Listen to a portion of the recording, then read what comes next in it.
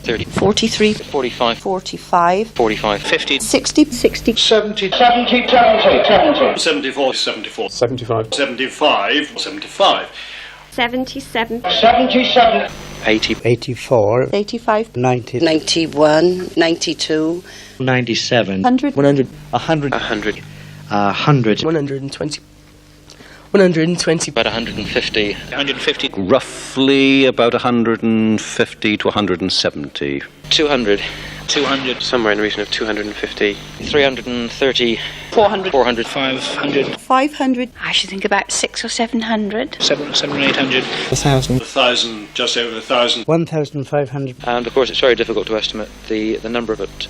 It would obviously run into the thousands. In fact, thousands. 4,000. 6,000. Umpteen. Thank you very much. Thank you very much. God, that's all right. Thank you very much. Thank you.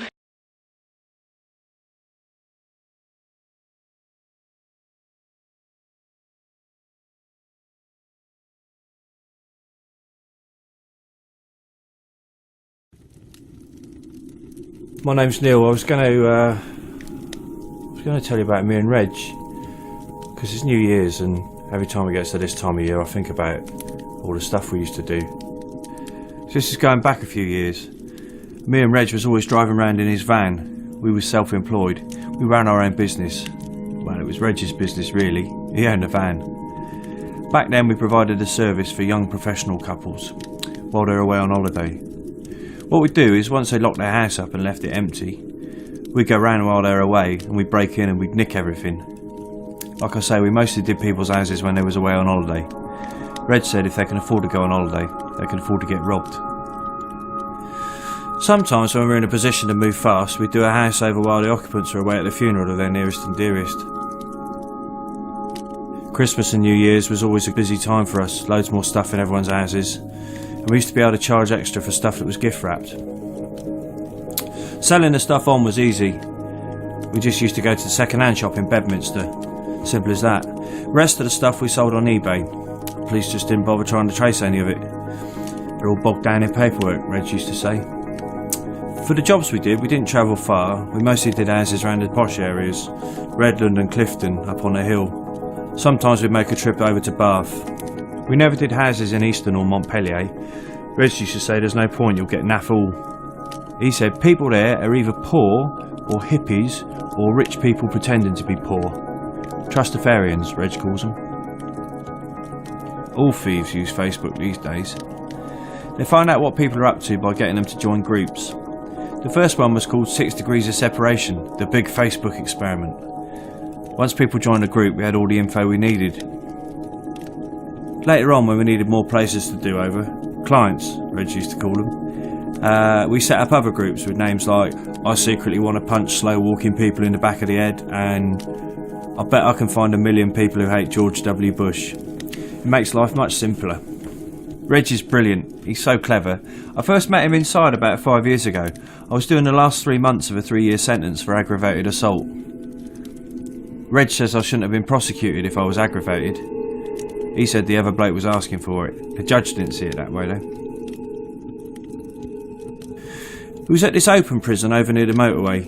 We called it Centre Parks because it was like a holiday camp. It was like a job centre where you could meet other cons and sort out what you were going to do when you got out. It was when we were in there that Reg set up the Facebook group Let's Get Rage Against the Machine to Christmas #1. That was one of his most successful ones, he said. So anyway, back to the job I was telling you about. It was 2007, about 8 o'clock in the morning. It was just before Christmas and we was in Reg's van heading up Park Street to do another job. We had Chris Moyles on the radio. I love Chris Moyles. I think he's brilliant. Reg says he's mindless lowest common denominator crap. Reg prefers Radio 4. It's all long words and like well boring, but sometimes Reg would let me listen to Radio 1 if he was in a good mood.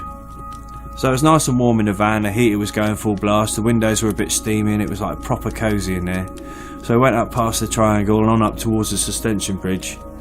On Facebook we found out about this family who were going to Africa for a whole month, going to Kenya to go on safari and all that. So we drive up to this massive house in Clifton.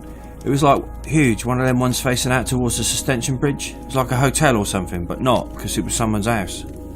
Reg parked the van outside the front of the house. He's got it all sussed, he's like a criminal genius. First of all, I put the magnetic sign on the side of the van saying 24-hour locksmith. And Reg puts this note on the dashboard saying locksmith on call.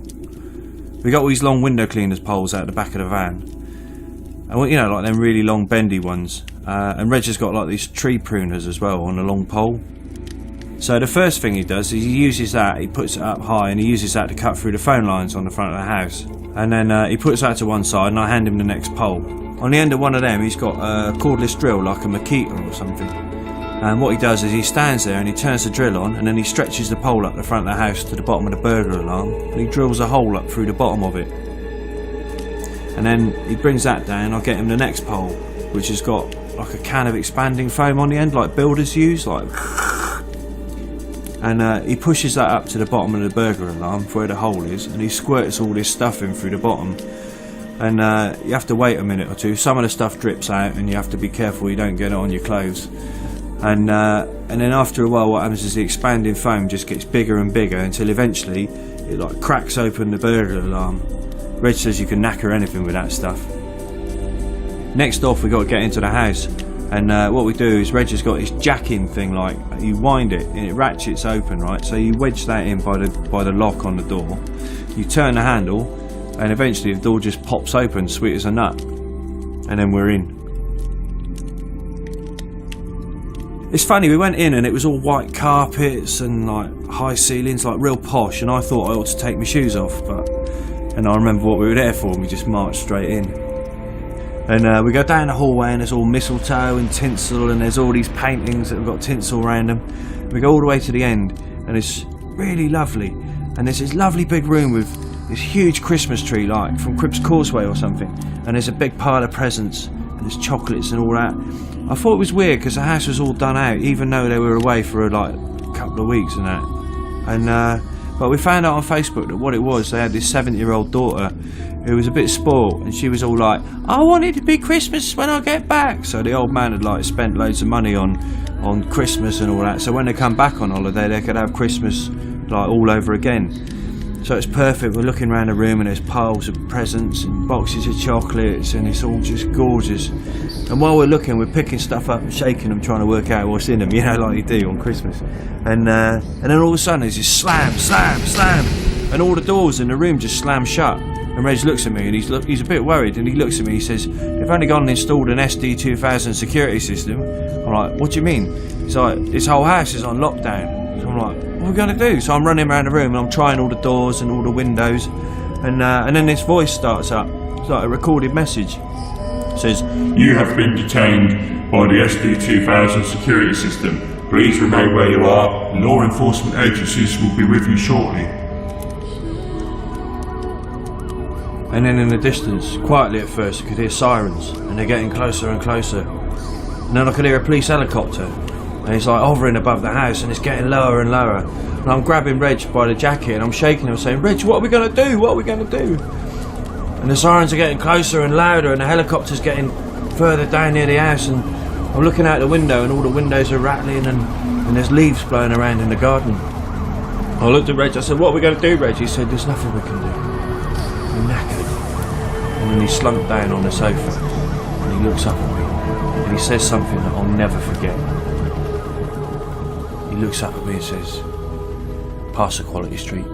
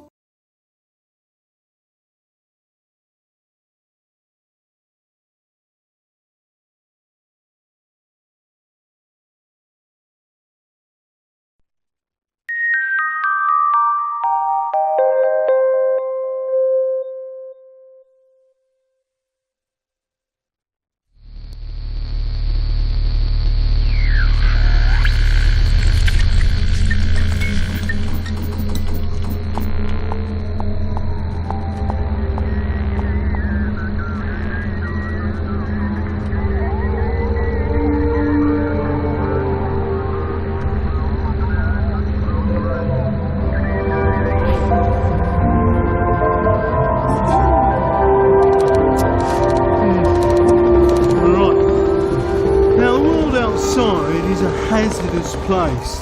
Beyond our shores exist infinite threats, and our role is to protect our island from these epidemics, I suppose. Fundamentalism, civil unrest, violent crime, overpopulation, disease, they're all threatening to upset the very delicate balance that we maintain here. Now, whilst a few of them are genuine victims of persecution, I think the majority are bogus, illegal and dangerous. We must stay ahead of them.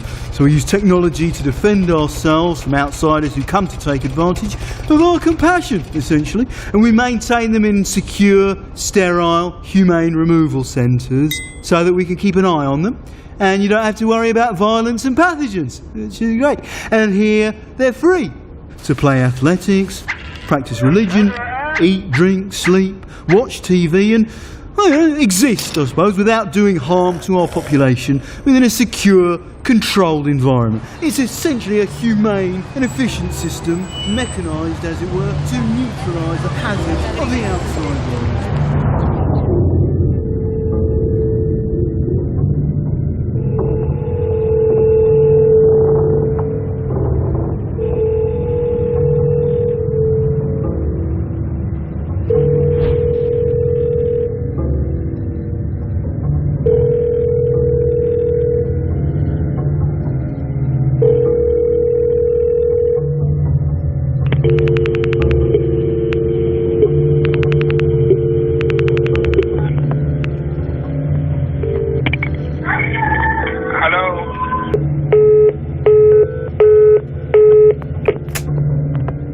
Fresh air, the sun, those things are very important.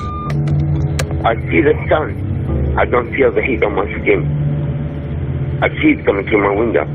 I sit in front of it. I don't feel the heat on my skin.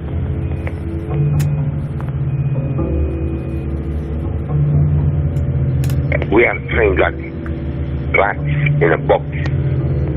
The scars stay in the brain and can never heal up. It's like a torture. People are festering in here. You are being monitored, you are being controlled. They try to humiliate you and intimidate you and do everything they can to break you down. There is so much cameras in this place. Yeah, cameras everywhere. You got cameras in the toilet. Anything you do, camera is taking care of you. These people have been held for 2, 3, 4 years. Obviously, they start losing it mentally because you can only bear so much as a human being.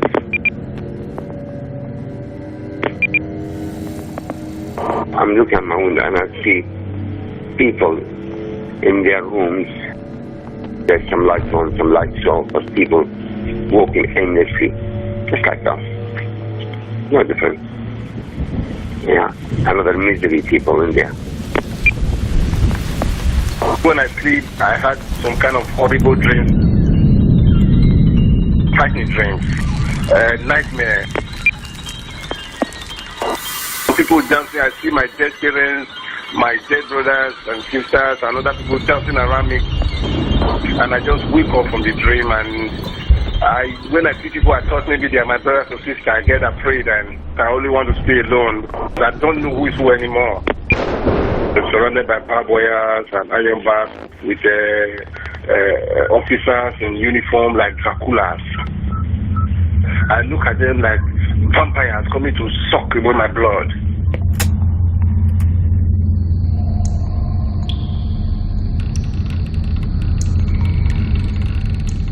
I see the world is just empty and meaningless. All of a sudden, you seen this guy, he just went mad, he went berserk. He just banged his head over the wall and there was a lot of blood coming out and the officer they came and got him and they took him away.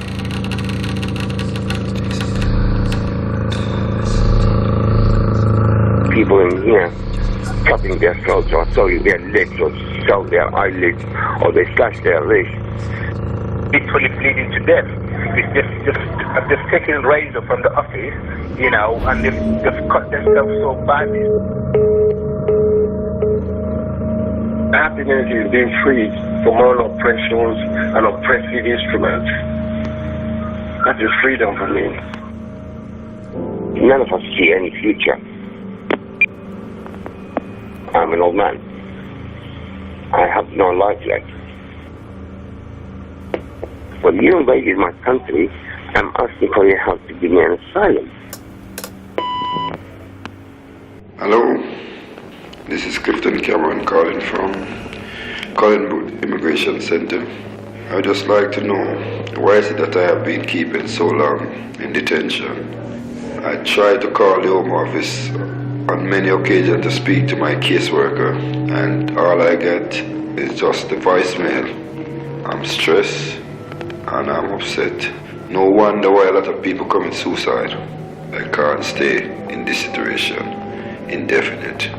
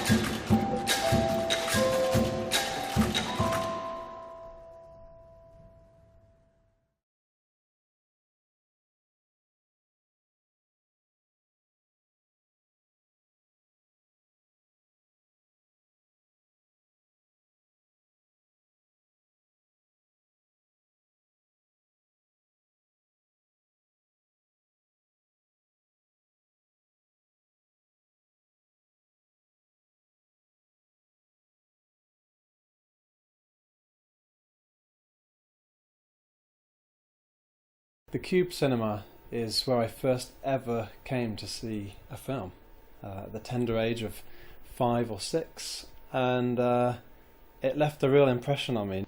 All that time ago, we had to come in through a different entrance, and you came in past a little Chinese restaurant along the side of King Square. It was still pretty lo-fi and low-key back then.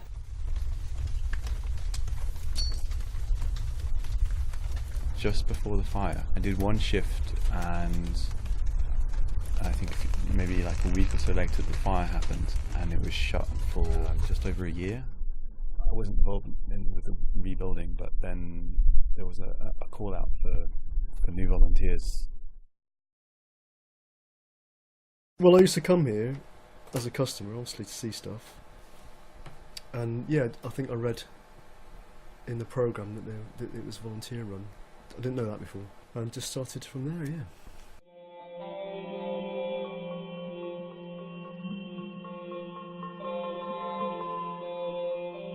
What really attracted to me about it was the ideology behind it, the idea that it's volunteer run, nobody gets paid, and the fact that it's kind of content led in terms of what we put on here. It's kind of almost like a bit of a legendary place.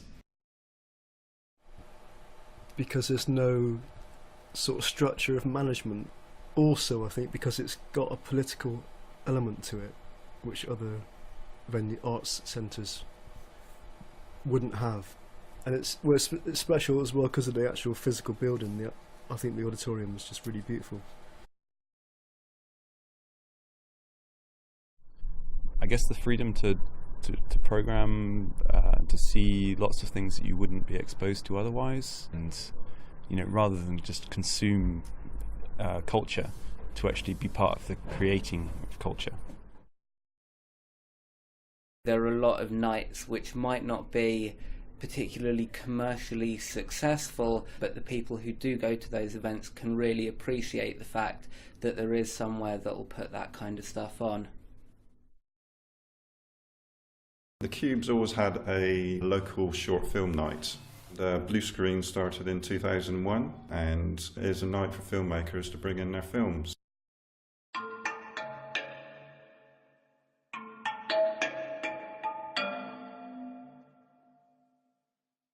It's got like a warm feeling and you feel like you belong somewhere, which is quite nice. I'd make friends and I'd see them next day. You'd meet a lot of people, so it's quite a nice place to land into.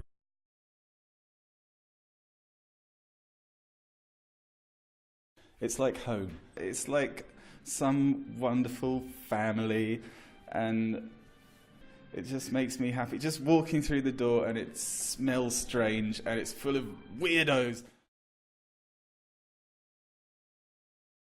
The Haiti Kids Kino project started last January, immediately after the earthquake in Haiti. There was this idea to send out a children's cinema out to the camps that have been set up around Port-au-Prince. For kids that have been through something like that, it's really helpful just to have something nice to happen. The people who work at the Cube work here quite often because they love films and can probably remember when they're kids what kind of, how magical experience, going to a really good children's film is. And we know, from our lives that can be transformative. A heavenly mess. Invigorating. It's got unusual films on. Awesome. Adorable. Chaotic in a productive way. Cubic. Curious. Different. It's probably quite addictive. We are like authentically independent here. It's just the Cube. It's a space.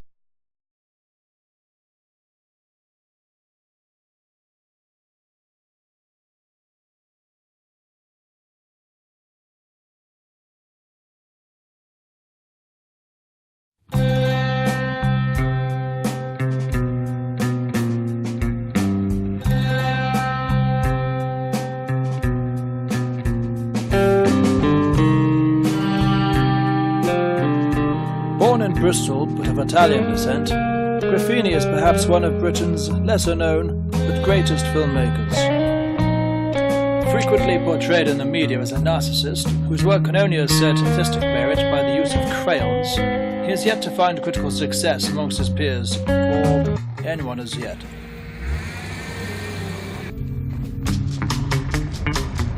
Hey, ciao, ciao.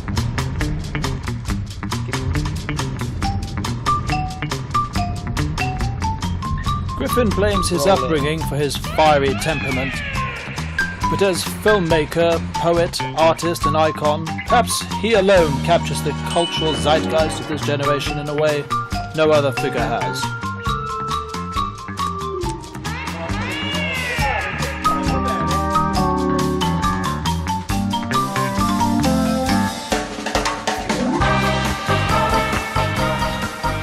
Griffini spends a lot of his time wrestling with egos within the industry, contemporaries, colleagues, and in particular actors who report on finding Griffini impossible to work with.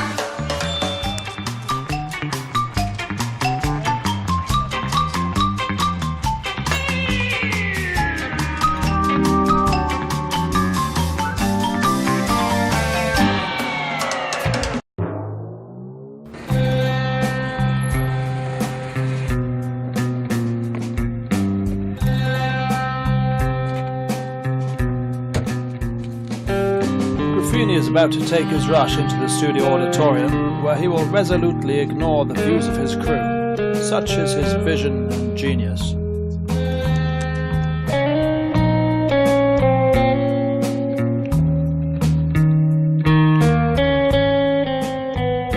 Perhaps his most significant contributions to cinema so far are his semi-autobiographical explorations of postmodern life, and his struggle to portray a clear line between fantasy and reality.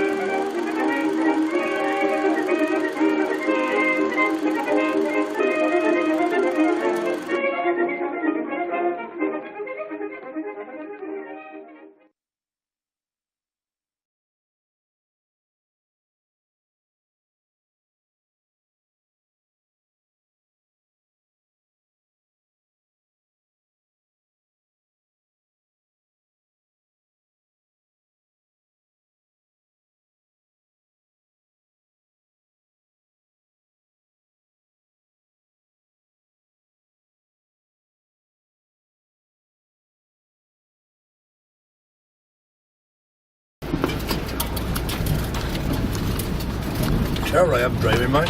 Just had this van and dog's knocked back with it already.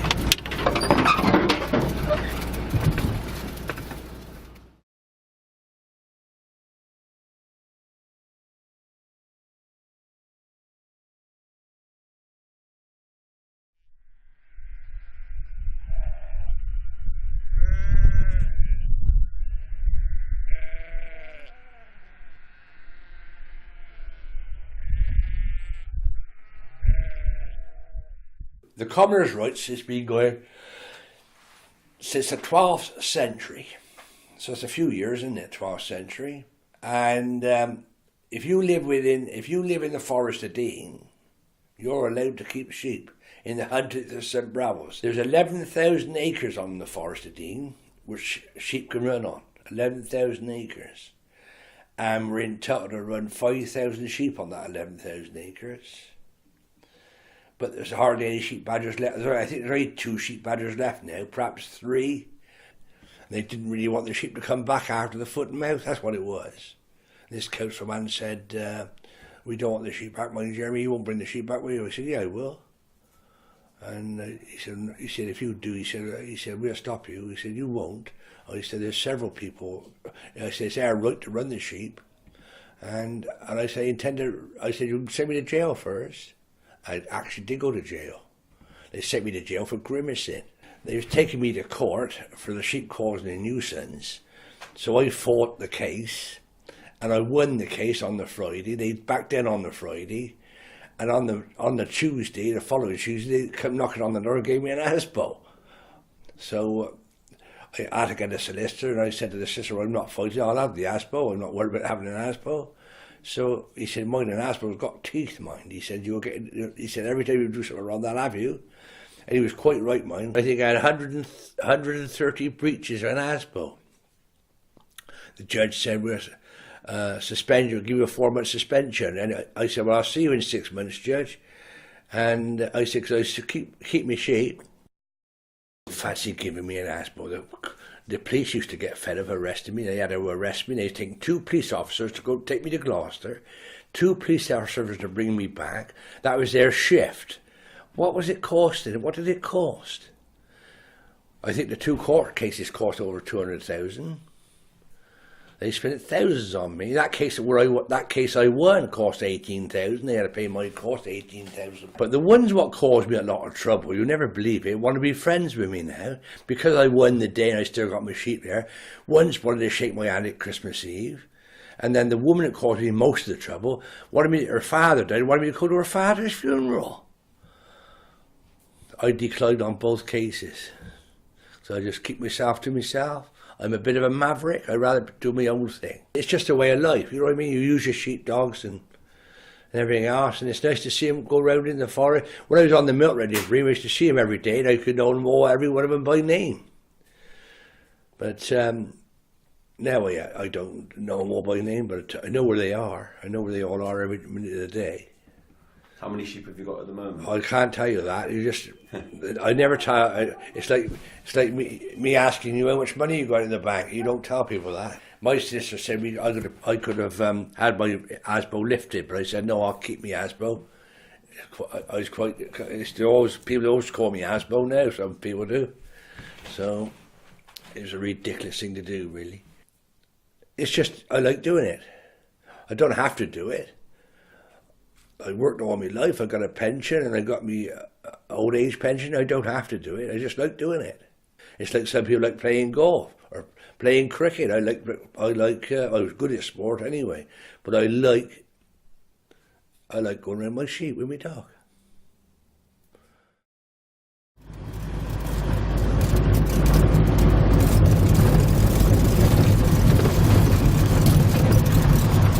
That chap walking down the road, I nicknamed Chicken.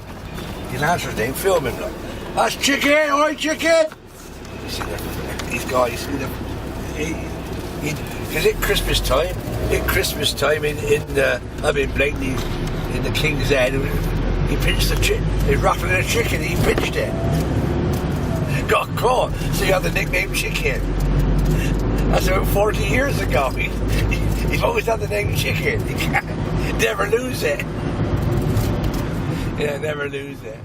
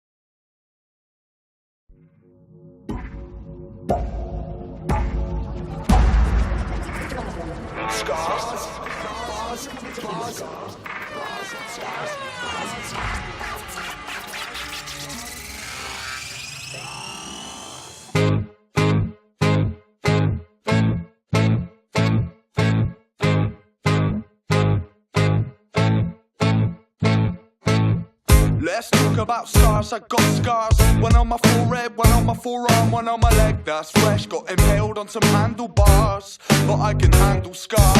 I got scars, to state the obvious. You could say I got copious. Not to boast, but I got loads. Ignore the ones around my eye, cause they get enough shine. But I would like to place a spotlight on my right arm. I'm like, 13, 14, you know, a school team. Me and my bro would play fighting by the 4-piece sofa. And old enough to know better, but flinging each other around like a pair of pro wrestlers. Don't forget the only message mum left with us was no fighting in the living room and do the dishes up. But did we give up? Did we fuck? Just a nudge was all it took, knocked me off balance. Fell backwards, heard the glass shatter down. You know dad's gonna have us on the platter, man. Shit, check this gash, call an ambulance. Bear in mind this was during the petrol strike. In fact, it's not integral to the plot, never mind. What started with 7 stitches turned to 13. Nurse, please, this anesthetic isn't working. Let's talk about scars. I got scars. One on my forehead, one on my forearm, one on my leg. That's fresh. Got impaled on some handlebars, but I can handle scars. Let's talk about bars. I got bars. Some in my head, some in my heart, none in the pop jar. Syllables are tight rap, scribble in my rhyme pad. I got more bars than an Amsterdam bike rap. Yeah, I got bars, a lot of bars, many bars, thick bars, heavy bars, full of flow at every part. Belly smart wordplay, placed in the perfect way to make up the backbone of a verse like vertebrae.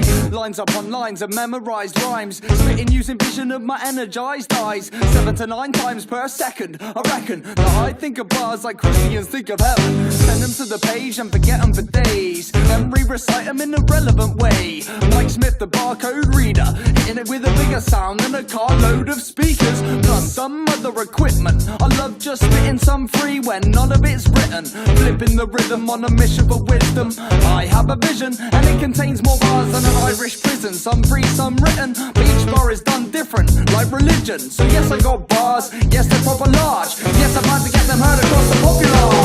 Let's talk about bars. I got bars, some in my head, some in my heart, none in the pop chart. Syllables are tight rap, scribbled in my right hand. I got more bars than an Amsterdam bike rap.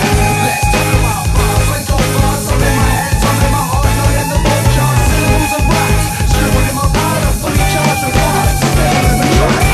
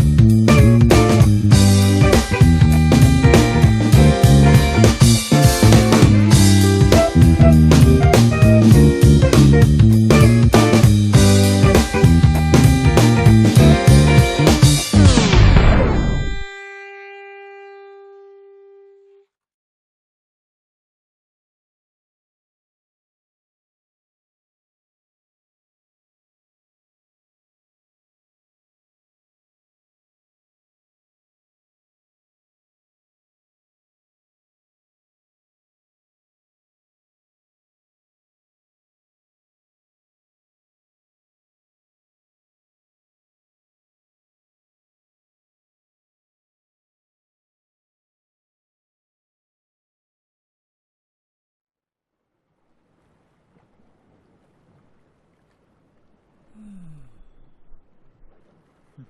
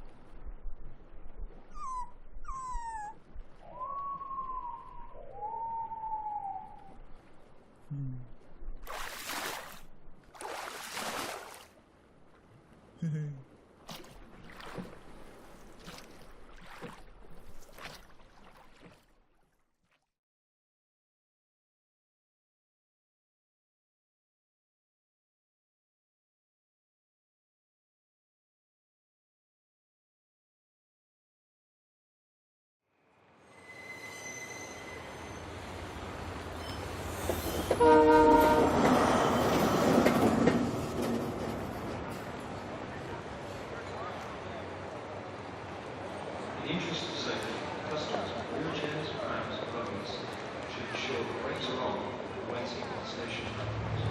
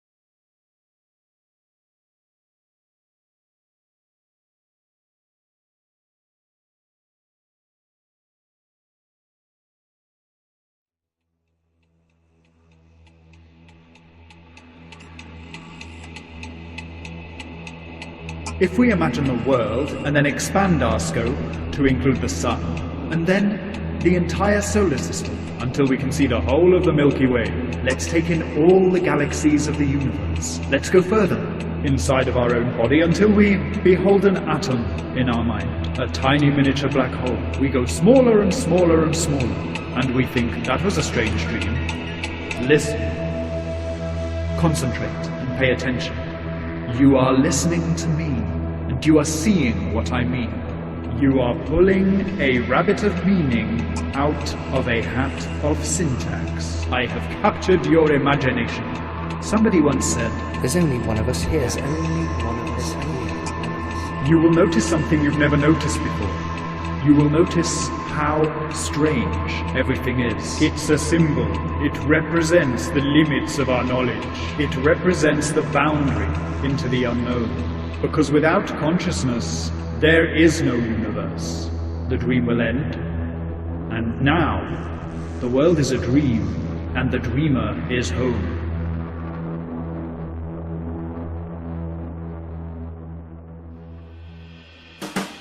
Here comes the girl with the kaleidoscope stare. She's got a lot of magic looking out of there. Now you're feeling very sleepy. Soon you will be deeply falling deep down into play. Mr. Sandman sprinkling trips, bringing out the stars like a solar eclipse. He blows out the sun with the breath of his lips. He goes out like a candle, make a wish. You are your dreams and your dreams are true. You pour out your mind right in front of you, standing nowhere near in love. This is the stuff that dreams are made of. Mirror, mirror, mirror, mirror, ball beams spinning round your head from inside your skull. Slow-time music and the magical means you on a boat trip sailing away. Now you're in the land of dreams. This is the land of dreams. This is the land of dreams. This is the land of dreams. Everybody is a trip taker. Trip taker. Just listening to the music maker.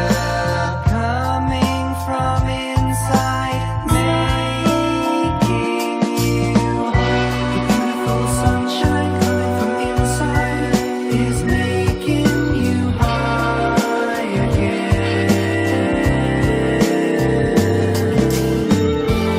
A whole ocean of magic potion inside your mind again. The music is a pretty spiral.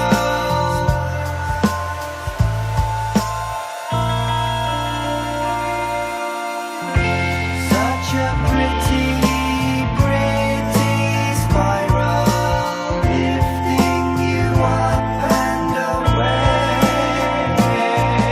The sexy flowers seduced a buzzing bee, making honey and love in the apple tree. Looks at the bee to the flower, can you see? Sun and planets revolve inside me. Yes, said the flower, that's 1, 2, 3. 1 is you and 2 is me. We meet in the middle of the galaxy and we know each other like